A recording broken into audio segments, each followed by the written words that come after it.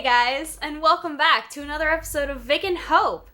I'm here with Victor, and today we're talking about... That's us. Today we're talking about the 2001 OVA by JC Staff, Alien 9. I think I've got a lot of friends, but I don't hear from them. What's another night all alone? When you're spending every day on your own, and here it goes. I'm just a kid, and life is a nightmare. I'm just a kid, I know that's not fair. Nobody cares, 'cause I'm alone, and the world is having more fun than me. Sick. Bro. Cool. So, for those of you who have seen our favorites series, you may already know that this is one of my favorite anime of all time. Mm-hmm. I'm sure Victor now totally understands why this is something that I deeply enjoyed and deeply empathized with when I first saw it. Yeah. So this is Victor's first time Yeah. having watched it. I am completely... I had no idea what this was. Well, Right. I've had a vague knowledge because my brother's known about it for all of eternity, and had the DVD, and I just never watched it, even though I was told I should watch it. But I don't know. Maybe I was like, oh, lollies? What's up with that? So I never watched it. And then Hope said it was one of her favorites, and I'm like, oh, cool. And then we watched like a trailer of it. I was like, oh, neat. That sounds cool. Exactly. So, Alien 9 is a 4-episode OVA based off the manga of the same name. Mm-hmm. The manga is also very short, only 3 volumes, with a 1-volume follow-up that came a couple years later. Either way, in the distant future of 2014, we live in a society where we recruit 12-year-old girls to fight aliens that are trying to take over the human race. Yeah, the plot of this is presented in a very interesting way. Like, it's almost similar to when we watch Blood the Last Vampire, where Blood the Last Vampire just kind of throws you into a plot. It's in media res, as they say. Like, this one does feel like you are coming in at the beginning of a story. It's just that the story, it doesn't have enough time to get you to a point where you know what the fuck is happening in this world. Like, you have a good idea based on context clues. Yeah. But, like, you are not given a history, really, of when this shit started.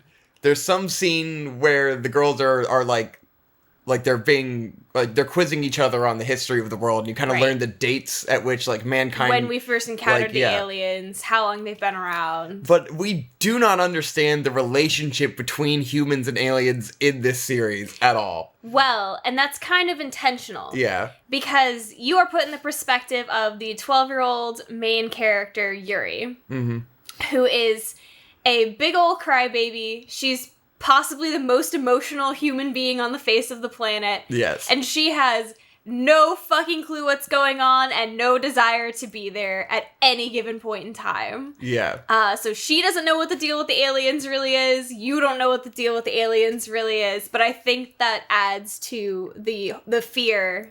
Yeah. And understanding what she's going through emotionally. Because it's definitely, it's a character-driven story. It reminds me a lot of FLCL. Yeah. But, like, FLCL from a girl's perspective, almost. Even though it doesn't really go in the same direction at all. It's just kind of the base premise of, like, there are aliens. You don't really know where they come from. You have a vague understanding of sort of the greater conspiracy orchestrating this shit. But it's really not going to tell you any of the answers at all. And it's more about the characters and how these aliens are making, like, how their circumstances relating to these aliens are forming their lives, you know? Yeah. And certainly, at least within the OVA, a lot of this is really... You can interpret it better as a metaphor for adolescence. Certainly, I don't think that's hard to make a distinction of, like, you know, a prepubescent girl going through these issues and everyone saying, oh, you're an adult now, you have to take on all these responsibilities. I would argue that there's also sexual assault being addressed in this anime. Yeah. Quite bluntly.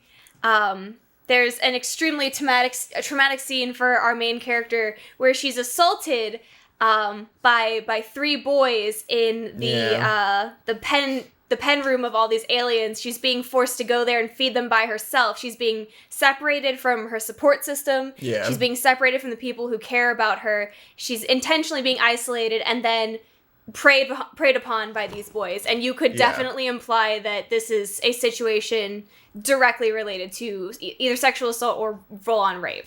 Probably, because they are like, we're bored. We want to get taken over by aliens so that we can fuck with people, you know? So before we get too deep into the themes of Alien 9, we should probably give you a better understanding of the overall circumstances.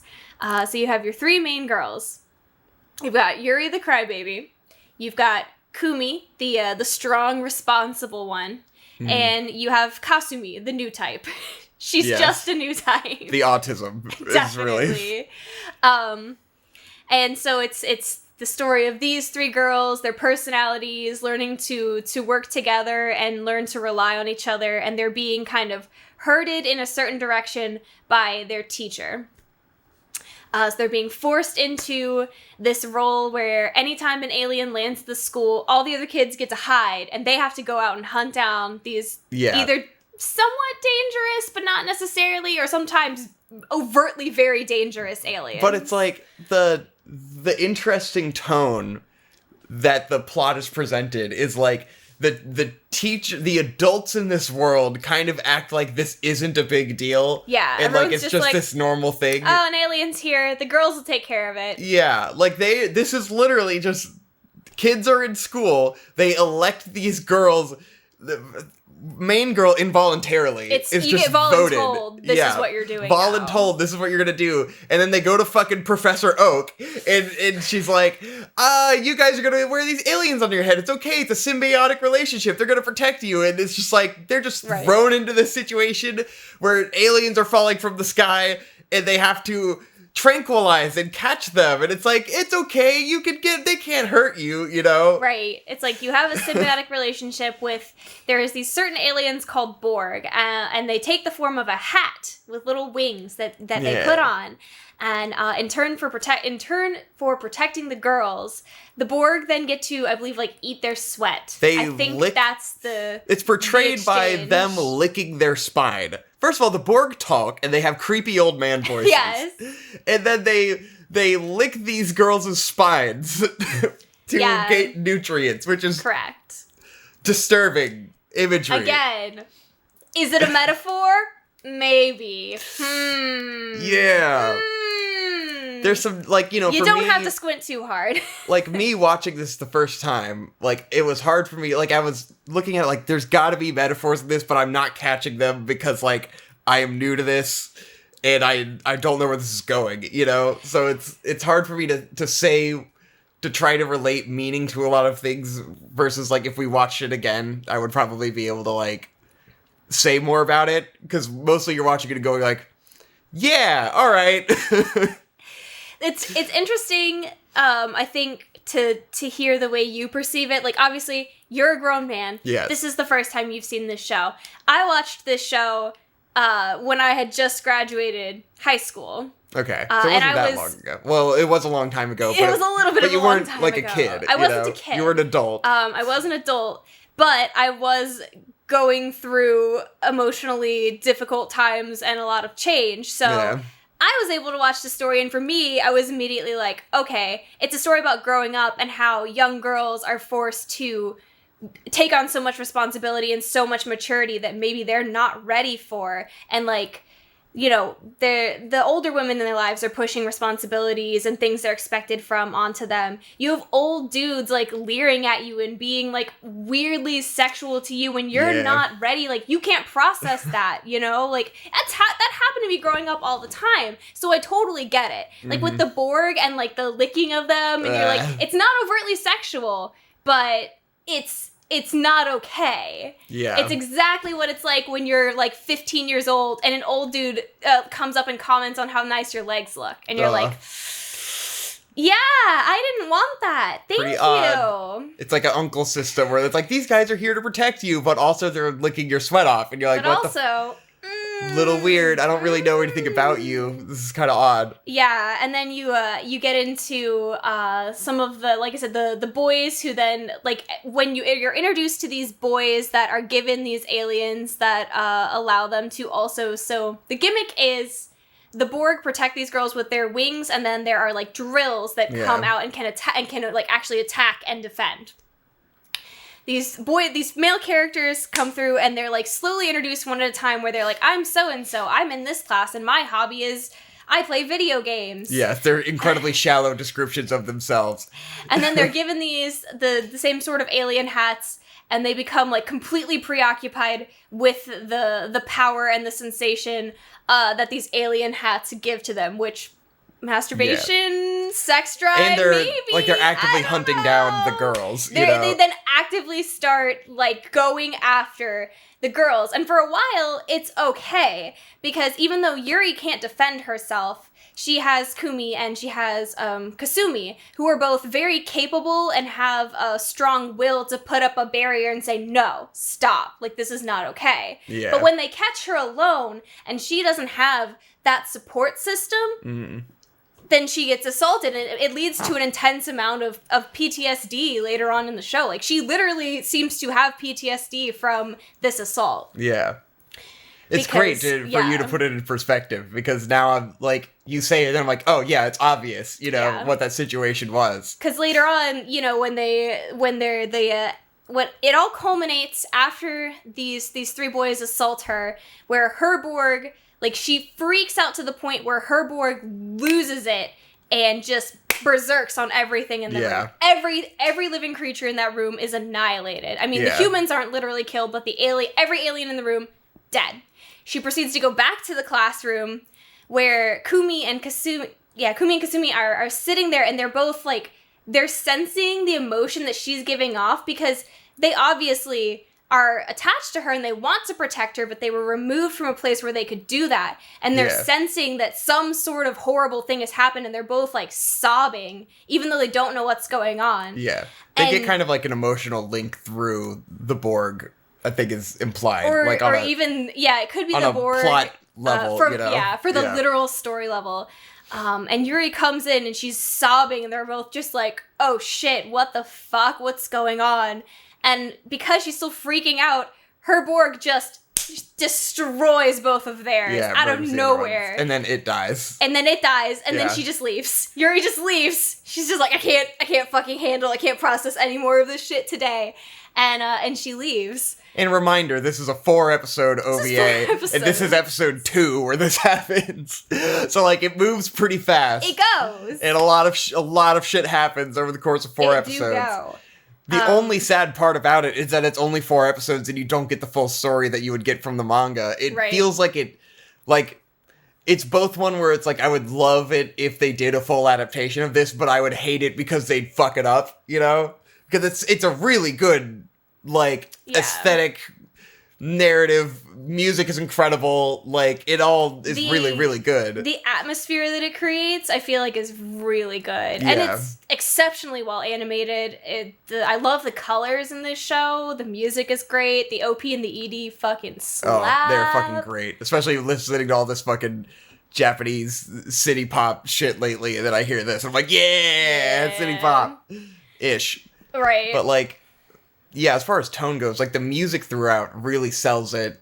And it gives it that air of, the music is always this, childish, happy sort of stuff, but with that, weird undertone of oddness to it. It's insidious. It works with the show's general structure of insidiousness and trying to pretend like everything is okay when obviously shit is not okay at all. They're pushing these children into a situation that they have no right to be putting them in. So on the surface, everything is still happy and cute, and these are 12-year-old girls, but they're also experiencing extremely traumatic situations that are going to fuck them up for life, some of them more than others. Yeah. And then you get to the teachers, who are really to blame in this situation for all of this happening, because it's the main teacher looking over them is just after her quota of catching aliens, and she really wants to beat out the other schools in terms of the aliens they're getting and stuff. And so she's just like totally does not give a fuck about what these kids are going through at all. She just She's wants to pushing hit her them quota. to do everything in their power and then some. Which, like, yeah, you can probably tie that into, like, how teachers approach their students in terms of, like, getting test scores and shit and pushing their students to the limit, not really caring about what they have going on, just trying to get their personal numbers up for their own gain. Right.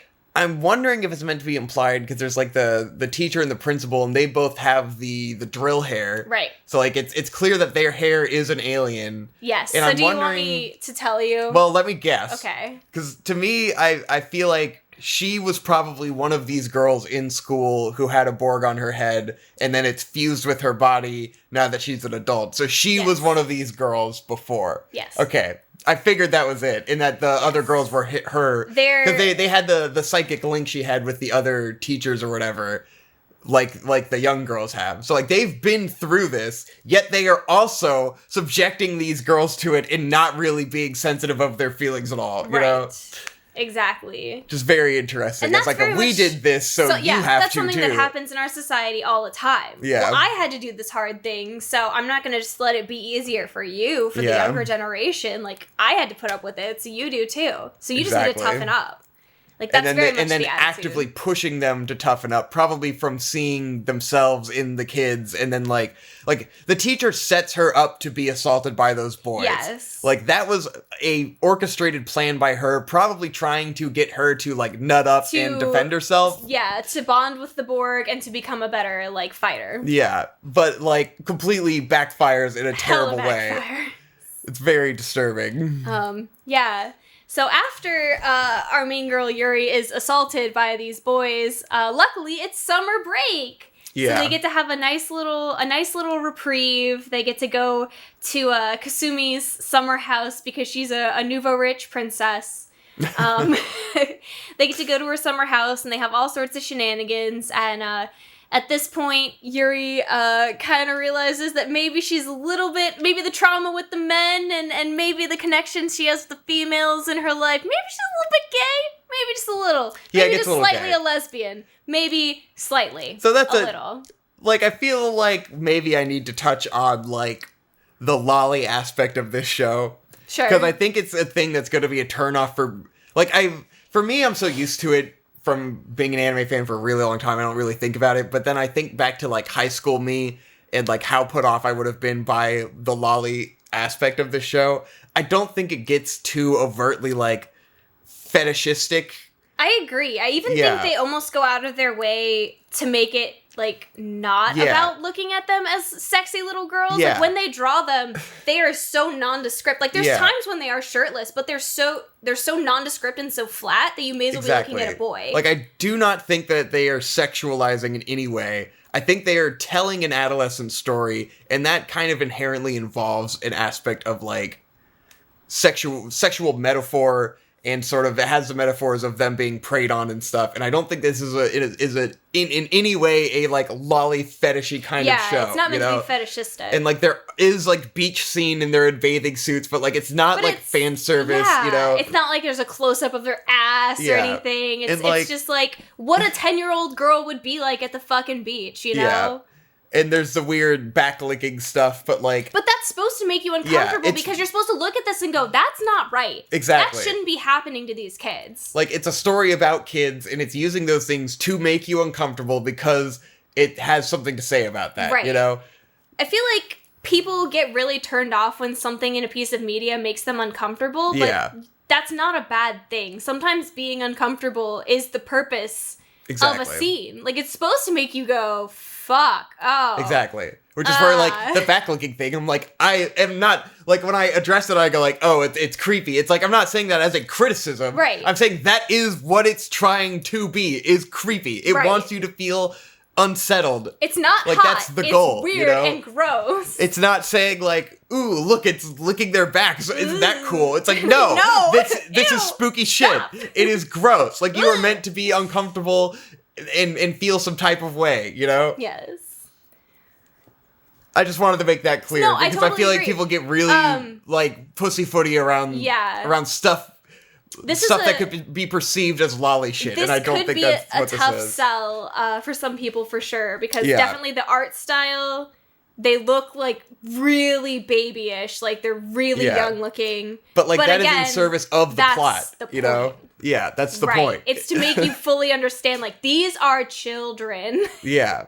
Please don't get it twisted. You're supposed to feel bad about this. This is not fun. This is not cool. This is not Madoka. This isn't kawaii, little girls hanging out being like, wow, look at our cute magical girl outfits. It's like, no, they're wearing normal ass elementary school Yeah, gym they're wearing uniforms. rollerblades with knee pads and shit. Yes, and It's big super old funny. helmets. And silly hats. But yeah, so Yuri catches some gay feels on summer vacation, but before she really has time to recover from the trauma of being assaulted and also working through her feelings, they got to go back to school. Yeah. They gotta get back to fighting aliens, and right as the new semester begins, this big-ass motherfucker, big-ass alien just drops down on the school and just takes a big ol' seat. He just sits right the fuck down. It is creepy as all fuck. Yellowknife. Very disturbing Yellowknife. Yellowknife is a big boy. He's got some spindly little legs. And Kasumi is immediately very interested and very drawn to Yellowknife because Kasumi has some Oni-chan issue. Yeah. Another thing that I wish I had more detail in, but I guess is intentionally vague, Yeah. We only know from, as far as the anime tells you, that her older brother left to study abroad, and she was very attached to him. Yeah. And so she's been feeling real lonely, and Yellowknife is able to take advantage of that loneliness and draw her in and actually fuse with her as a means of protecting itself. Yeah. And you come to... By the way, fusing with her means that it eats her.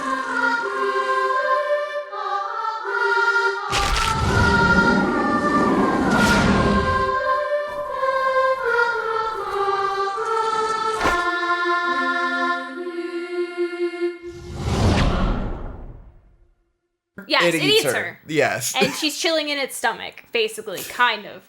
That's what I mean. That's what he does. But she's totally down with it.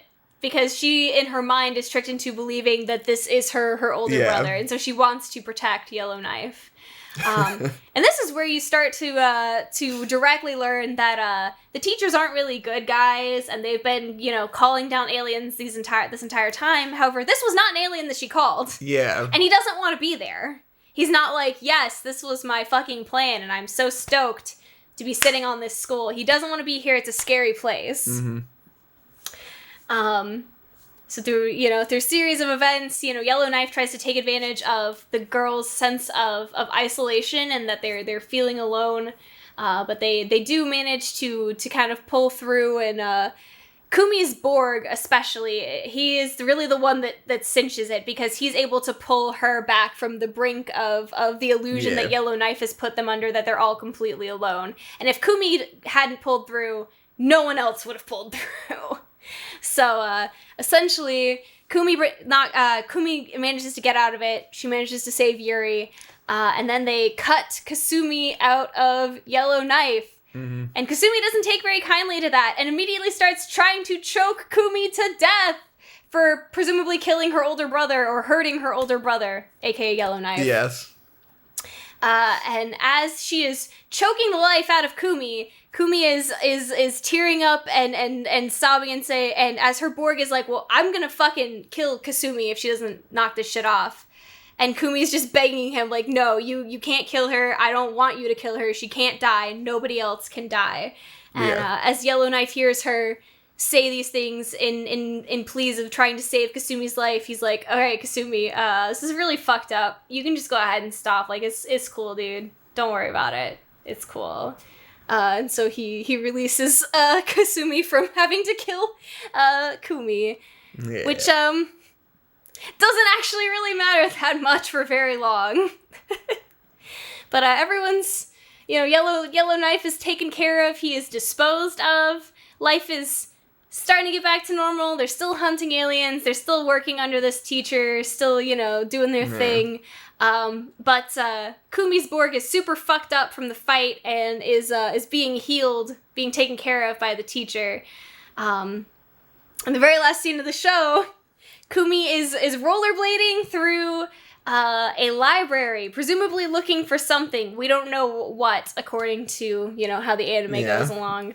And the very last scene after the credits, you see Kumi has been brutally murdered in the library. She's like slammed back against a shelf of books. She's been stabbed and just like completely fucked up.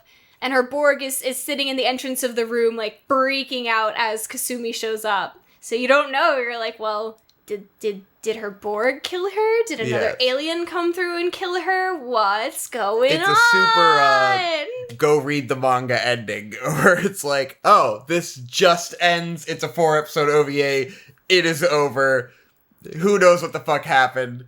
Go read the manga, which I have not read, and so I don't know what the fuck happened. Yes. Is she dead? Is she not dead? I'm guessing she's dead. Is Some she dead? shit happens in the manga later. I have read the manga. It's been a couple years because I read it like right after I watched the show about 10 years ago. But I refreshed myself with the wiki article right before we did this. Nice. So I was like, oh yeah, that's right. That is what happened. So yeah, she's dead. It's a real end of Berserk 90s anime kind of ending where you're like, oh no.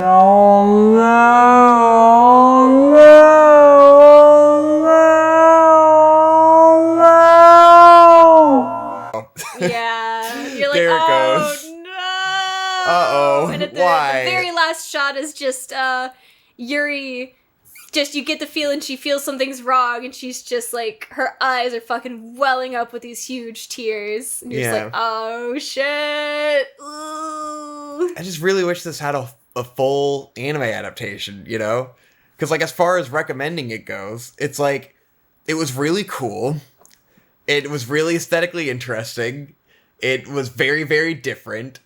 It was short and sweet and awesome. But then it doesn't end.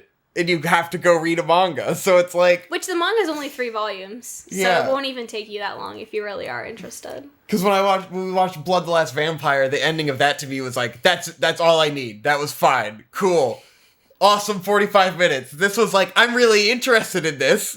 And now I don't get an ending. I'm just confused. And now I have to go read a manga. Now I have to read words. I'm glad we watched it. It was really cool.